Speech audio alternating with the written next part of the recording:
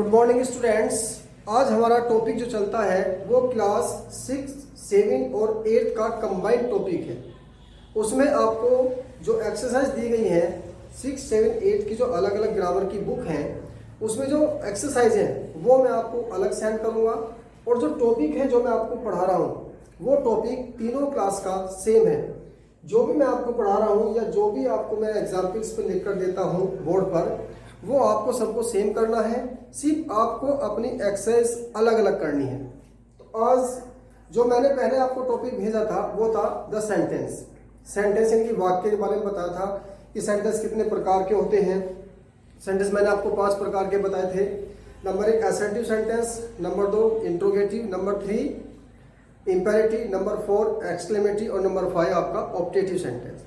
आज हम लेकर चलते हैं पार्ट्स ऑफ सेंटेंस कि सेंटेंस के कितने भाग होते हैं, सेंटेंस के भाग कितने होते हैं। वो थे आपको काइंड्स ऑफ सेंटेंस, ये है पार्ट्स ऑफ सेंटेंस।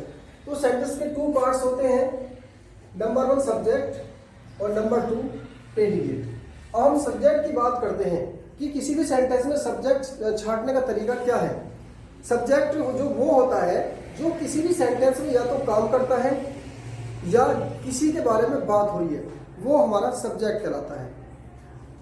और जो प्रेडिकेट होता है, प्रेडिकेट सेंटेंस में वो होता है जो सब्जेक्ट जिसके बारे में बात कर रहा हो, यानी कि जिसके बारे में पूरी व्याख्या कही गई हो, सब्जेक्ट पर उसका प्रभाव पड़ता हो, वो हमारा विधेय या हमारा प्रेडिकेट कहलाता है। जैसे एग्जाम्पल लेते हैं रूल नंबर 1, किसी भी सेंटेंस में नाउन या प्रोनाउन स्टार्टिंग में आया हुआ हो, नाउन या प्रोनाउन, वो हमारा सब्जेक्ट होता है। दूसरा इसमें छांटने का तरीका ये है कि यदि किसी भी नाउन या प्रोनाउन के बाद कोई मेन वर्ब या हेल्पिंग वर्ब आ रही हो, उसके बाद का जितना भी पार्ट्स होता है वो हमारा होता है प्रेडिकेट, और उससे पहले होता है हमारा सब्जेक्ट। ये क्या आप इसे नाउन मान सकते हो, मेन वर्ब भी मान सकते हैं और हमारी हेल्पिंग वर्ब भी मान सकते हैं, क्योंकि बी फॉर्म जहां भी आ रही हो और वो अकेली हो वो हमारी काम करती है मेन वर्ब का। यदि किसी मेन वर्ब के साथ आ रही हो तब वो काम करती है किसी मेन वर्ब का। राधा हमारा सब्जेक्ट हुआ और डांस हमारा हुआ प्रेडिकेट।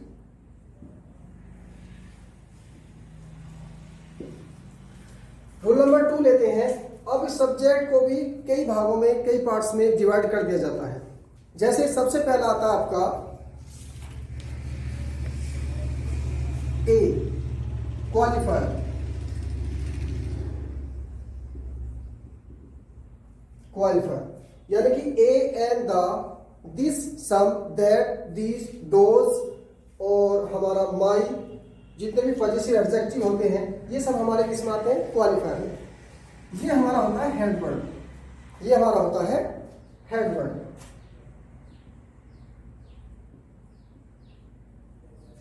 यहां से आगे हमारी मेन वर्ड, तो यहां से ये हो गया आपका प्रेडिकेट, और ये टोटल मिलाकर हो गया हमारा सब्जेक्ट। ऐसी नेक्स्ट एग्जाम्पल लेते हैं, ये हमारा होगा क्वालिफायर,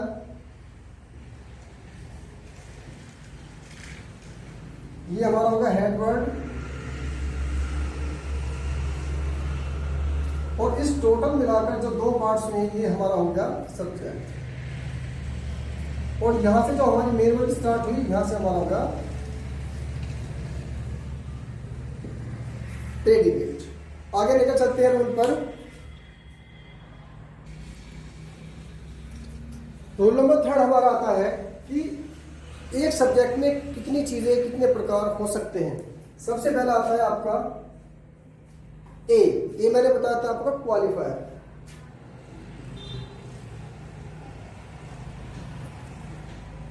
इसमें एडजेक्टिव भी हो सकता है, ये हमारा हुआ हेड वर्ड, और ये टोटल मिलाकर आपका हुआ सब्जेक्ट। ये बचा हमारा प्रेडिकेट, राइट। नेक्स्ट एग्जाम्पल लेते हैं सम, क्वालिफायर,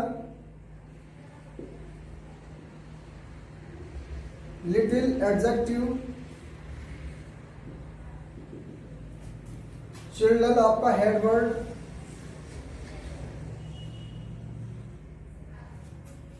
रेन अवे आपका प्रेडिकेट, और ये तीनों वर्ड मिलकर आपका बन गया पूरा सब्जेक्ट। राइट। अब नेक्स्ट रूल चलता है आपका, इसमें 4 चीजें आपकी ऐड हो जाती है सब्जेक्ट में। सबसे पहला आपका क्वालिफायर,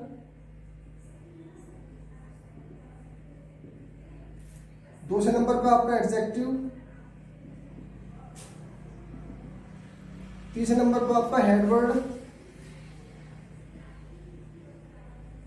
और चौथे नंबर पर आपका ये विद ए बास्केट, ये आपका एडजेक्टिव फ्रेज।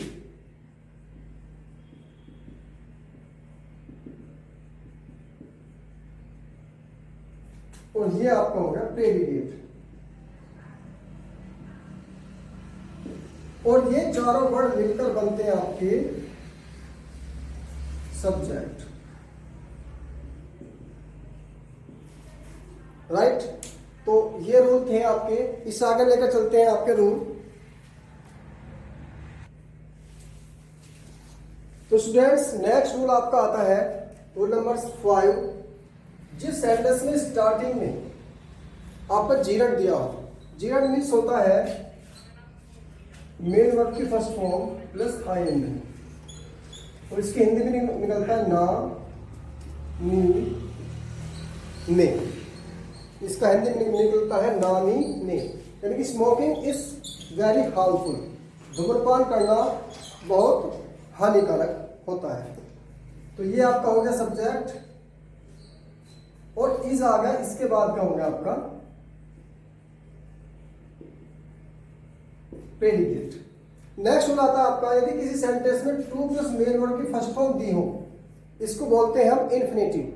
तो ये भी आपका सेंटेंस में सब्जेक्ट का काम करता है, और इसके बाद जो भी से आपका रिमेन सेंटेंस या पार्ट्स बचता है वो बोलते हैं प्रेडिकेट। फिर आता है नेक्स्ट वर्ड इट। इट किसी भी सेंटेंस में दिया हो वो आपका सब्जेक्ट, और उसके बाद में जो पार्ट्स है वो आपका प्रेडिकेट। उसके बाद आता है देयर। देयर आपका सब्जेक्ट, और उसके जो रिमेन पार्ट्स जो होता है वो आपका होता है प्रेडिकेट। राइट। अब आगे रूल लेकर चलते हैं।